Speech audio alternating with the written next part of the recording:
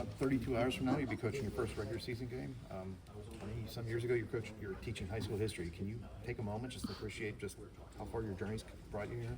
Yeah, I've been very fortunate, very blessed to be around some great people that have given me some great opportunities, and yeah, it's probably won't really sink in.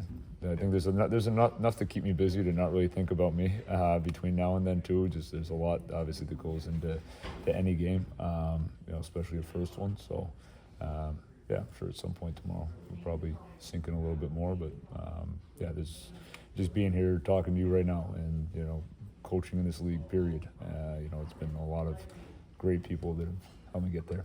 That first opportunity, too, was going to be against your former team. Just what's that going to be like for you going back to New York, going back to MSG?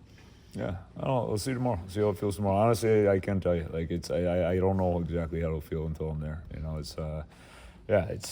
got some strong relationships there with the guys that I coached, and that'll always be there. I think you always want to have those things.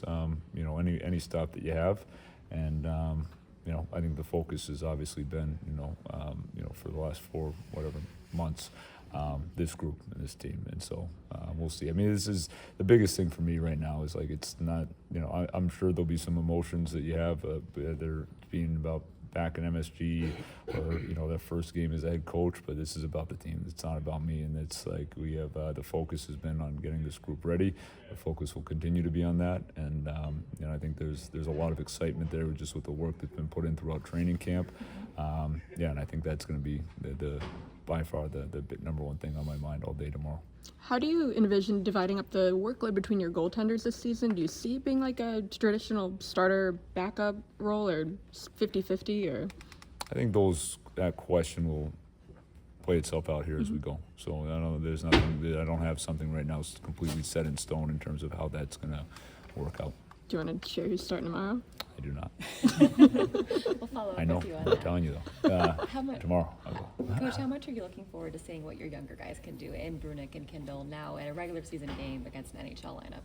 Yeah. So you're asking me if they're in the lineup? Is that the way? Is that kind of see what you? Might be a little bit I see what you do. around it. I see what you do with that question right there. That was well played. Thank you. Both guys will be in the lineup tomorrow. Yeah, Kindle and Bruno will both be playing. So I'm excited for both of them.